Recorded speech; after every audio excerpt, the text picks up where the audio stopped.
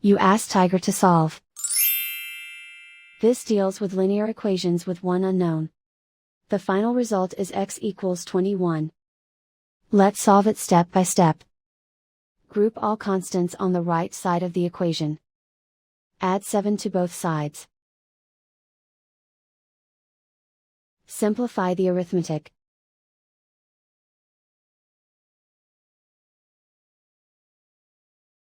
Isolate the x. Divide both sides by 2. Simplify the fraction.